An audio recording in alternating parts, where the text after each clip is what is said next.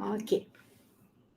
So important note sama tadi. Okay, the reference. Okay, of course there are a lot of reference, but the main one that I use maybe the majority part of the content is from this book, Mehmet Senjel, Simbala 2019, Fundamentals and Implications of Renewable Energy.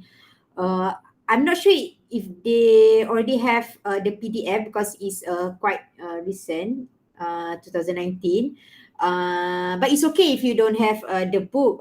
Just to let you know, I tak boleh nampak ke? This one, okay. This book, okay. Fundamentals and Application of Renewable Energy. Because I like the reference book from McGraw-Hill even for thermodynamic as well, because it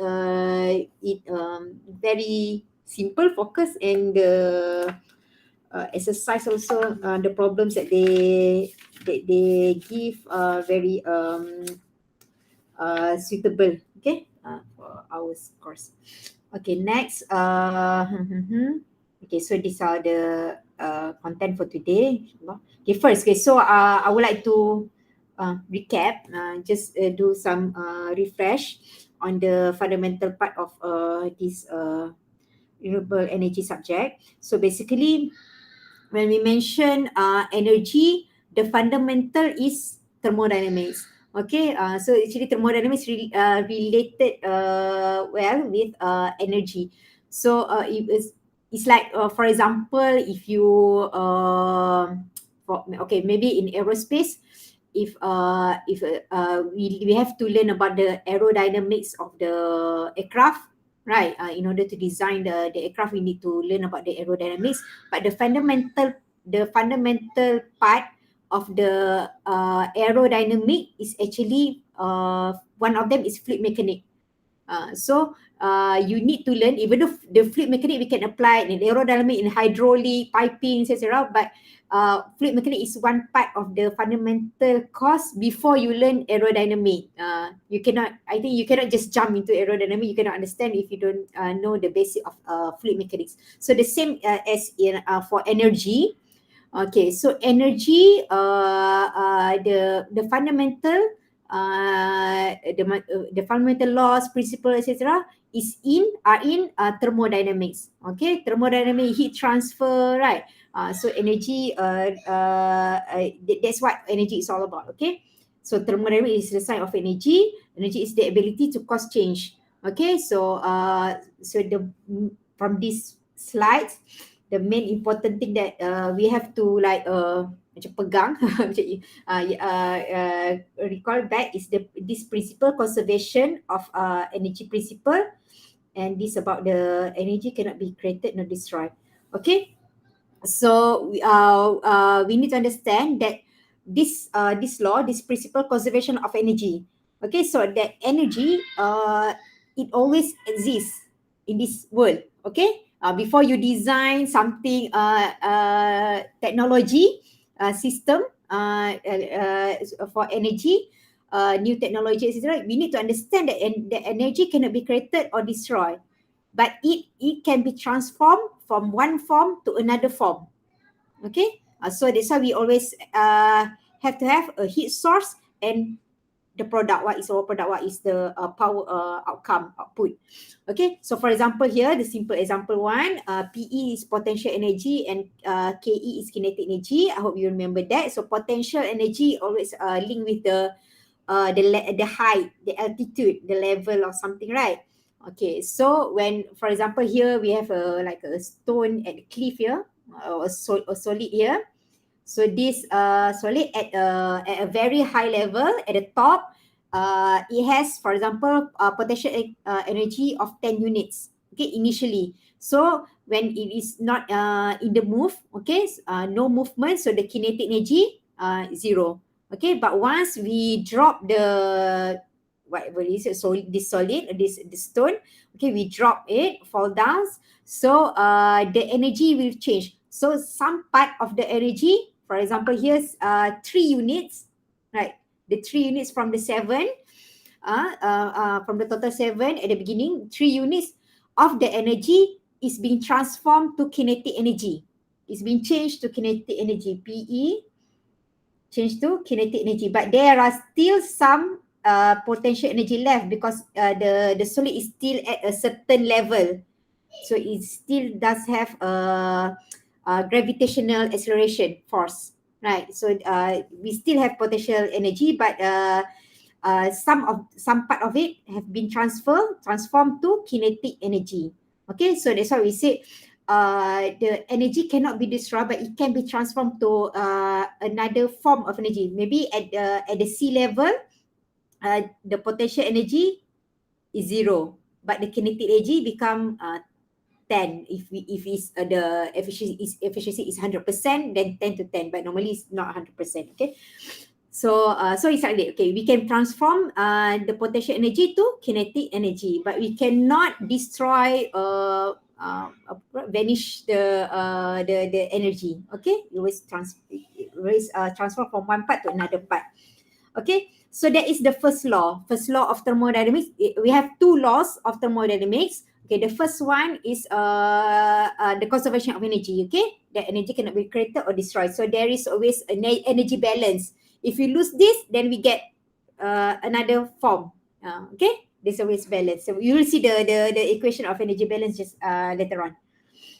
Okay, next, the second law. Okay, second law, who remembers from mechanical background? Okay, so second law is what does it say? It says that energy has quality as well as quantity, and actual process occur in the direction of decreasing quality of energy.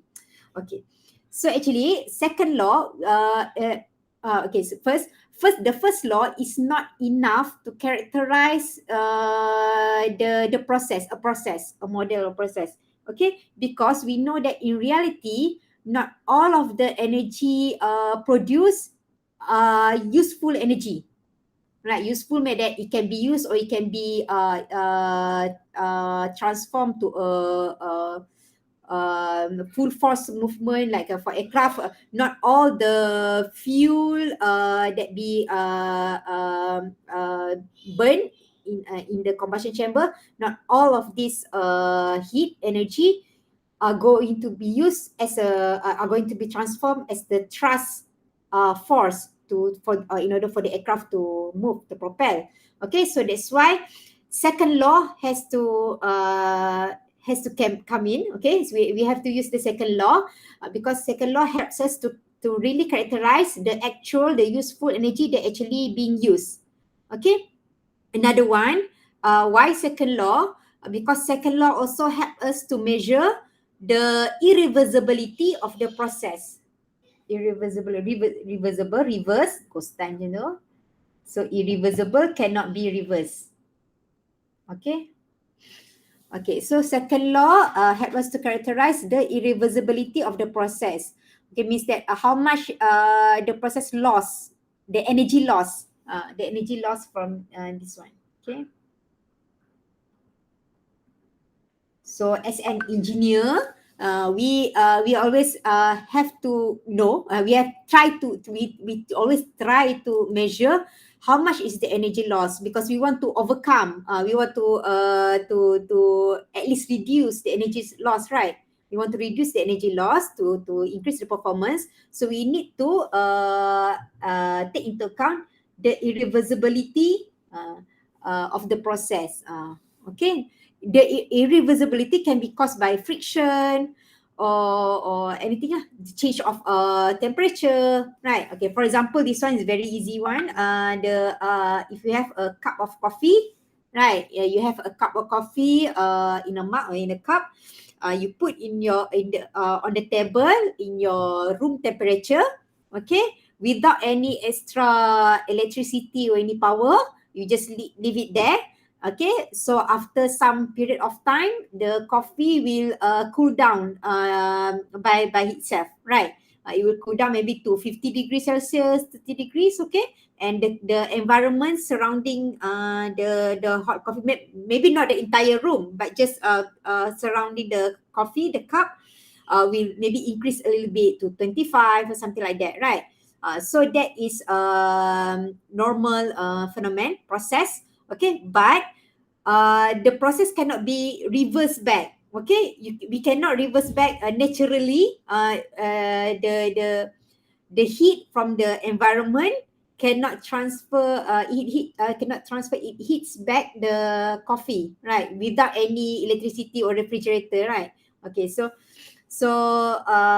that's why we said that the process is irreversible, cannot be reversed. Okay, so majority process in this world are irreversible. Okay, just that we try to minimize as much as possible that energy loss. Okay.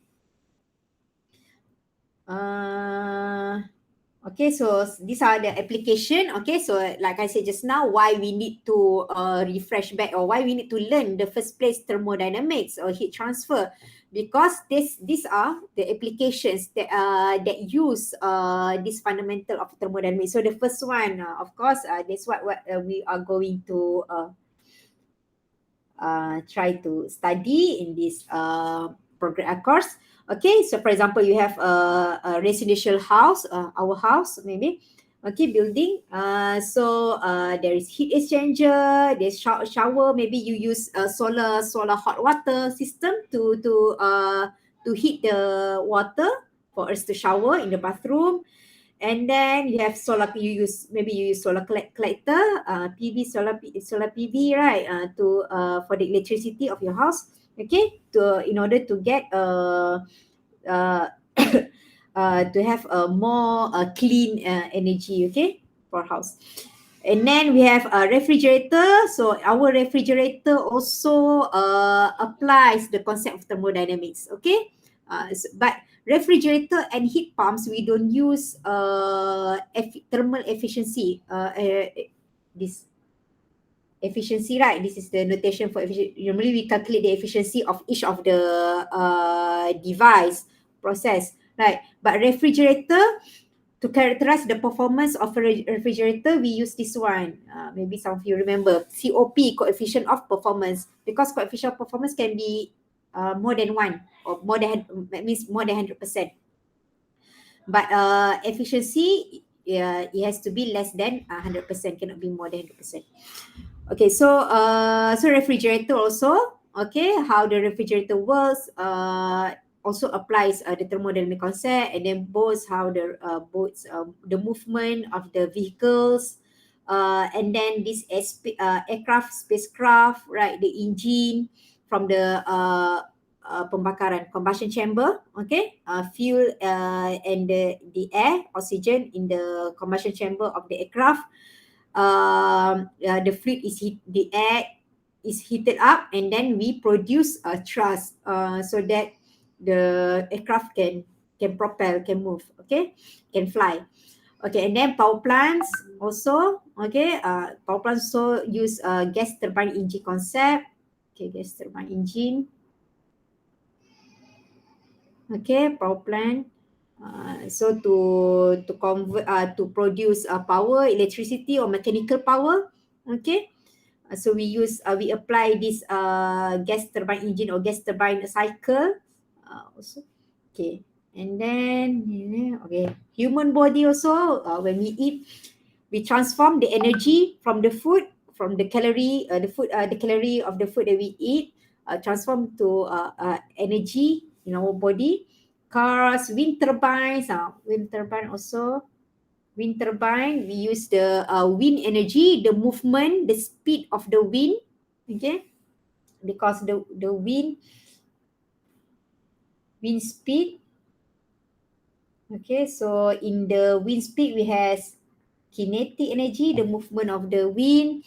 Okay, so this energy will be transformed to maybe mechanical power, thermal heat.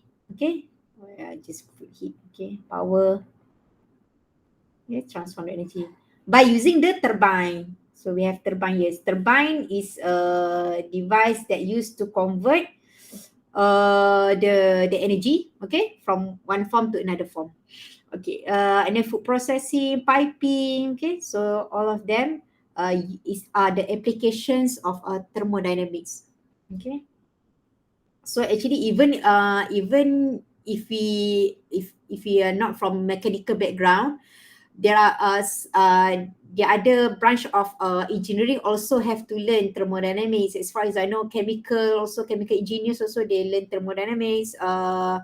Civil I'm not sure, but bio pertanian tu they also learn thermodynamics. Okay.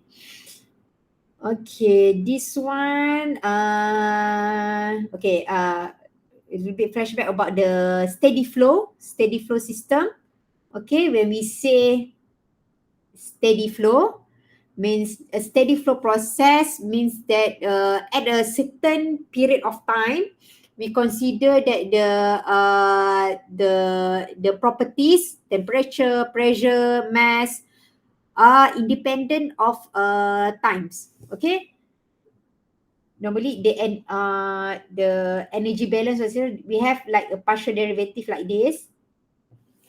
Remember partial derivative derivation. Okay, so if we say that the flow is a steady flow, if we assume, we make the hypothesis that the flow is steady, so we can cut out or neglige this the term the change of the properties in terms of time. Okay, this is times in second. Okay, so we can neglige this one and put it zero. If we have a energy balance equation and we saw that there is a change of the properties in terms of time, and if we consider that the flow at a certain period that we are going to analyze, we assume that it is a steady flow, then we can simplify this term, the change of the properties in terms of time, as zero, negligible. Okay. Maybe it doesn't mean that the whole process is steady, is constant, but just between a certain period that we want to focus. Okay, maybe for example, the process takes 5 hours. Okay, 5 hours for the process, the engineering process. Okay, food processing or power plant just now, for example. But in order to analyze, to characterize, to calculate the performance, anything, scientists, researchers, engineers, sometimes they just choose a certain period of time. For example, you just want to study along 15 minutes just to look at the performance of the process. Okay, so we assume within this period of time, 15 minutes, that the flow is steady. Okay, so it doesn't mean that the whole process is independent of time.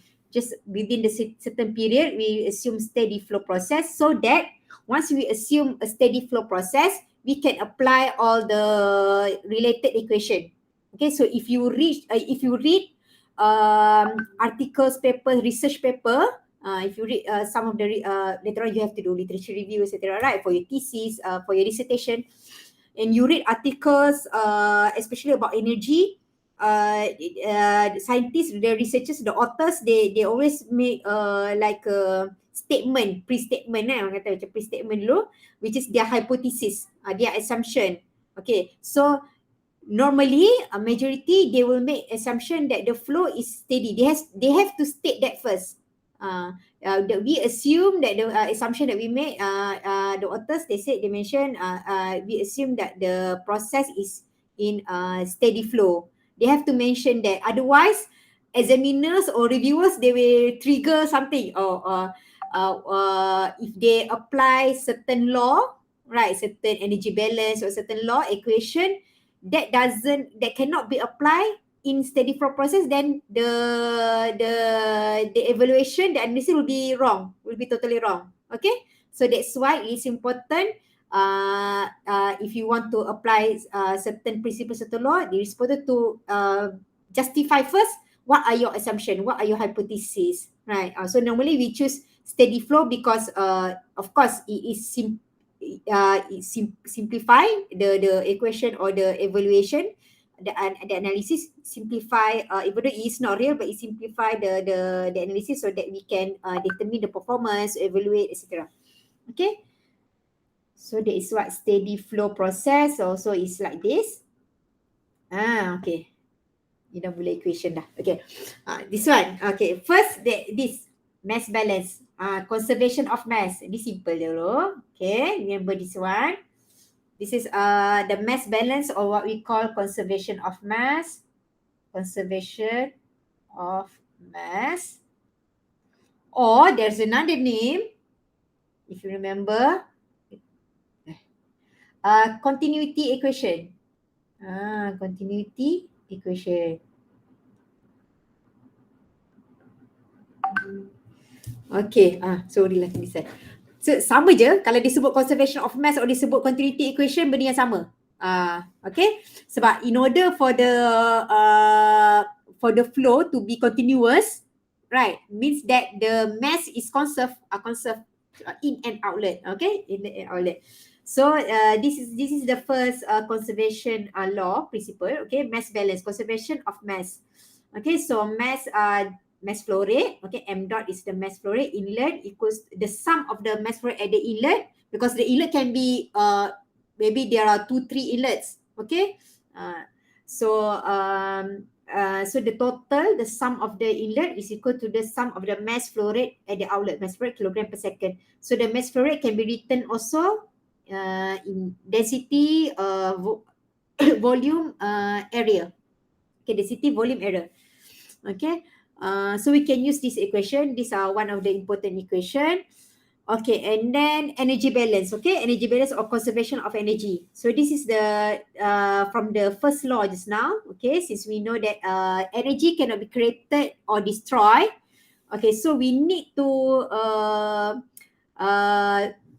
berpegang kepada prinsip ni. Okay, energy balance. So that means that any change, the rate of net energy transfer at the inlet is equal to the rate of energy transfer at the outlet. It means that the energy is balanced, inlet outlet. Okay, so example, if we develop the equation. Okay, so these are the energy that always occur in the system. Okay, so we have first Q is the energy transfer by heat transfer. Okay, heat transfer. So this is heat. Okay, W is the work done. Okay, pump, compressor, right? We need the work, electricity. And H is the enthalpy. Enthalpy, if you remember, enthalpy. Okay. So the first law of thermodynamics, we use enthalpy. Okay, so enthalpy is in joule per kilogram. Normally the energy balance we calculate in terms of 1 kilogram per kilogram. It exists also H, capital H like this. This is also enthalpy. Means that this one is in joule or kilojoule. Okay, but if it's small letter, means that it's in terms of kilogram. Okay, normally we use this one in terms of kilogram per kilogram. We calculate, we evaluate the energy per kilogram of the mass. Okay, fluid, gas, etc. So this is enthalpy. So enthalpy, what's in the enthalpy is the temperature, pressure, the change of pressure, temperature is in the enthalpy, calculation of enthalpy. And then this one is kinetic energy. Since kinetic energy V square over 2, remember. And this one is the potential energy, of course, the acceleration, gravity acceleration, and Z is the change of altitude. Okay, so inlet, outlet. Okay, so this is the main energy balance equation. Okay, and then so we apply this energy balance to each of the device, each of the process that we want to analyze, study. Wind energy, solar energy, or anything. So we apply this energy balance concept. Okay.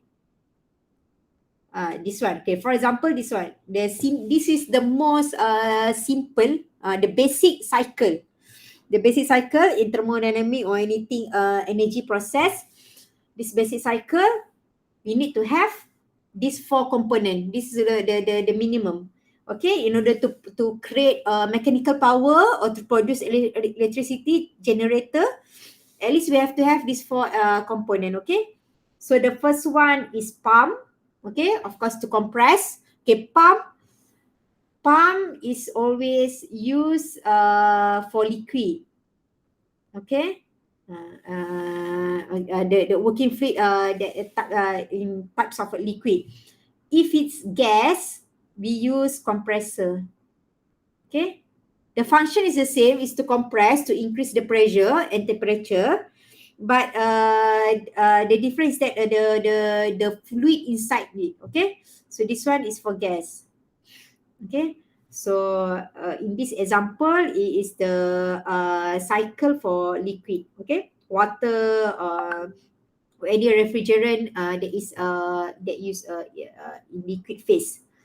Okay, so for pump or compressor, we need W in, work input, power. Okay, to run the pump, in order to keep the pump running, we need power. Okay, so that power is W in, the work input. Work is in joule. If I easily it's the same. Work is like the energy is in joule. Okay, and joule, the SI units for joule, if you remember, kilogram, meter square per second square. Joule. Uh, if you use power, power is the rate of work, which is in watt. Watt, okay. Or you can also write joule per second. It is the rate of work, power. So it's the same thing. If you calculate work also can, you calculate power also can. Depends on the unit of the whole information that you have. Okay. So we need power or work to run the pump. Okay. And then after compress the fluid, the working fluid, there is a working fluid running inside, for example, water or steam. Okay. And then after pumping, the water will go into boiler or evaporator. So the same thing, boiler is for liquid, evaporator is for gas. But the function is the same, is to transfer heat, to boil the fluid. Okay, boiler normally used for liquid. Evaporator, to evaporate, is the gas, for gas. Okay, to evaporate. The same thing to transfer heat and to, so that's why here, okay, so in the boiler or evaporator, we need this heat inlet, heat source. So the heat source will be here. Okay, so for example, if our heat source is solar, so the solar panel or solar PV will be our heat source. So it will give the heat to the working fluid.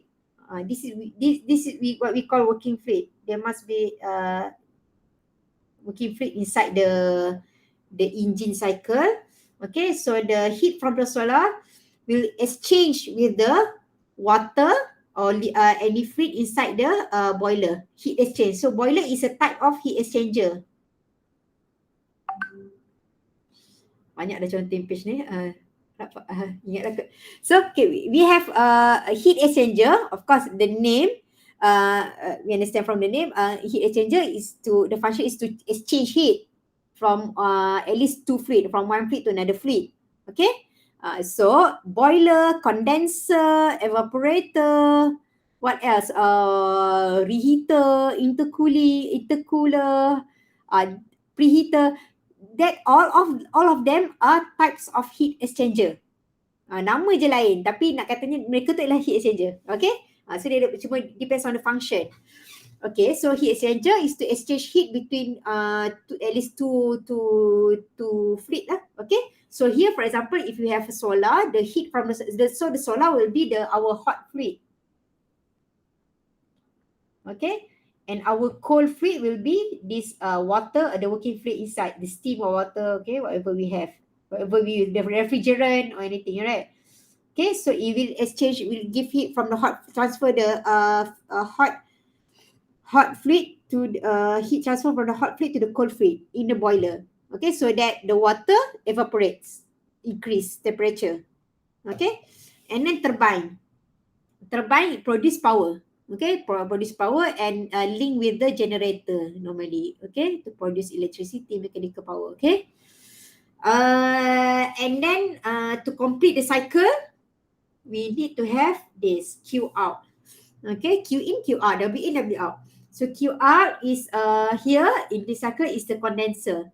Means that we have to exchange back to reject the heat, to like to reject the heat, to the, and we call energy sink. Okay, this one is source, this one we call sink. Okay, the sink can be, normally is the atmosphere, the our environment. The environment is the sink. Okay, we exchange it with the surrounding environment at our cycle here.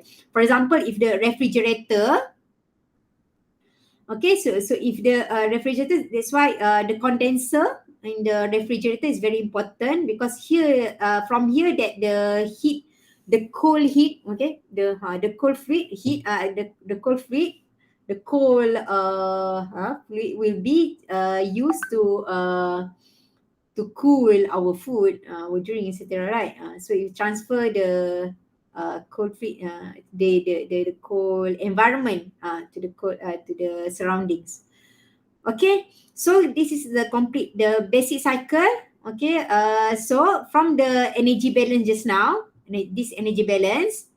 Okay, so we have for this basic cycle, we have this kind of energy balance. Okay, W in, Q in, W out, W out. Because we don't have kinetic energy, there's no high speed gas flow. Tak ada nozzle. Kalau ada nozzle macam aircraft tu, there must be a nozzle, so the fluid will be increased to high speed gas. So that's, so ada kinetic energy lah kat situ. Tapi kalau if we have this basic cycle, we neglect the kinetic energy, because we assume that the velocity is very, very low. Okay, so there's no kinetic energy and there's no potential energy, no change, or very insignificant, very small change of altitude. So there's no potential energy in the cycle. So we only have W in, W out, Q out. Okay. So power, work, and heat transfer, heat supply. Okay, heat supply to steam, heat rejected from steam, work required, work generated. Okay, so we have to, when we want to evaluate the performance of wind turbine, geothermal, solar, etc. This is the basic concept that we have to know. Okay, we have to ask, what is the, from where do we get the heat supply, and to where we reject the heat, to which component. So normally we use water here, cooling water, right? There is cooling water kat sini kan. Kalau dalam normal gas turbine engine, we have kat power plant apa, kita ada water, cooling water kat sini. So the function of the cooling water is to it is the energy sink. Okay, so that we can exchange heat. Okay, because heat, the fluid coming out from the turbine is kind of like a hot fluid at higher temperature and pressure. To cool down the hot fluid, we need to exchange heat with the energy sink, which usually we use cooling water. So that's why kita kena ada pump, ada air kan. Kalau kita beli, kalau kita ada any turbine engine, we need to supply water kan, sebab dia nak change, angkat water tu macam energy sink dia lah. Okay. So and then so this one is the energy efficiency after we calculate the energy balance, etc. We evaluate the performance of an engine or any design model by calculating, measuring their performance. When we say that, when we mention what is the performance, okay, the performance of any engine or any model, normally the properties, the properties, that the physical properties that we use, the measurement that we use to characterize the performance of any model or any engine is thermal efficiency and their power output. Okay, thermal efficiency. In energy, dalam kalau kita belajar energy apa, dua benda ni antara yang utama yang kita tengok. Berapa banyak dia punya efficiency, berapa banyak dia punya power yang dia boleh hasilkan. Itu je kan. Selalunya macam kalau kita macam pergi kat industri ke apa kan, dia tak ambil tahu pun macam mana kita calculate belakang-belakang tu, dia nak tahu mesin tu boleh berapa power dia boleh bagi. Oh, banyak efficiency dia. Itu je dia nak tahu kan. Macam tu kan. So that's why we as engineer, in order to design the machine, to design the engine, we need to know this behind. Maybe yang supplier ke apa, dia tak ambil tahu. Dia tak ambil tahu macam mana nak kira, macam mana nak buat benda tu kan. Tapi kita yang engineer, kita design. So kita nak design, bila dia kata dia nak efficiency yang sekian-sekian ke, dia nak power yang boleh hasilkan, boleh power tu boleh bagi dekat rumah tu berapa banyak power. So kita as engineer, dia kata dia nak power, contohlah kan macam 1000 watt ke 1 kilowatt ke. So kita kena fikirlah, kita as engineer, kita lah kena fikir macam mana nak hasilkan 1000 watt engine yang boleh hasilkan 1000 watt. Perlukan heat source apa, perlukan pump yang macam mana apa semua. Itu tugas kita lah engineer kan, design kan. Yang supplier ataupun pengguna, consumer, dia just nak tahu output dia je, performance dia kan. So itulah tugas our function lah, kenapa kita need to learn this lah. Okay. So we calculate thermal efficiency. So why we need to just now measure the energy balance, power, why we need to know the power, the work, the heat transfer, etc. Because we want to calculate thermal efficiency, the efficiency, the performance of the engine, the model, the machine. Okay. So thermal efficiency, the definition, I think logically, even though you don't remember the equation, you can think logically. Efficiency is what you produce over what you put in the input. Okay, heat input and work produce, power output. Okay, work or power. Okay, so this is the equation, whether you use this one or we use this one or even this one. This is W net. Okay, sorry, this one or this one. Okay, so there's several two methods to evaluate the efficiency of a engine or model or machine. Okay, net power output over the total heat input. So that's why if we want to design engine or model or car or any machine that's more energy efficient, when we say energy efficient, normally we want to, if we want to increase this efficiency, we want to increase the machine, so normally we need to lower the heat input. Okay, we need to lower the heat input. So that is our another function, our role, engineer's role. How are we going to reduce this heat input? Okay, normally what the engineers do is to design engine or model that use less fuel, right? Because more fuel needs more heat, okay, to burn the fuel. So when we use more heat, so the efficiency will be lower.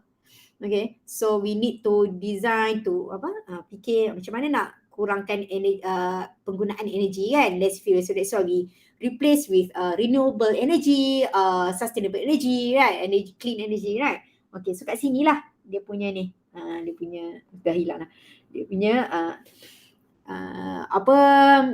mainan dia tu, maknanya yang kita nak fokus tu, our focus tu kan, nak create less input heat. How? So ada macam, of course ada banyak cara. Depends on the first depends on the outcome.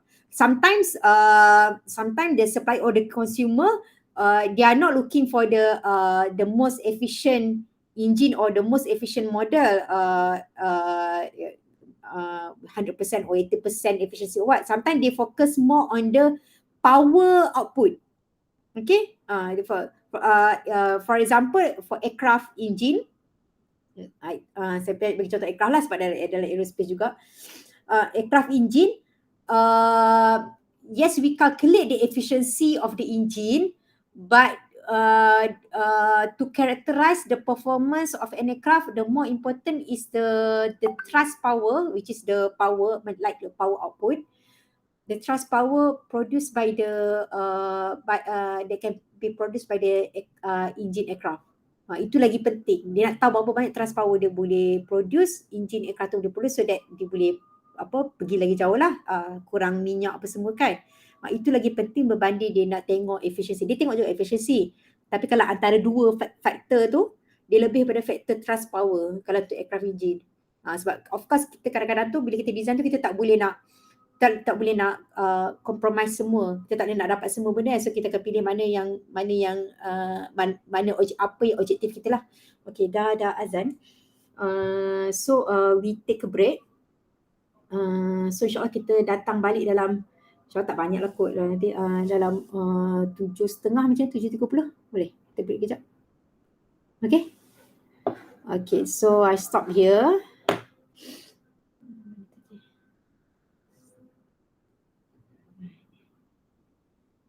Silap buat dalam video.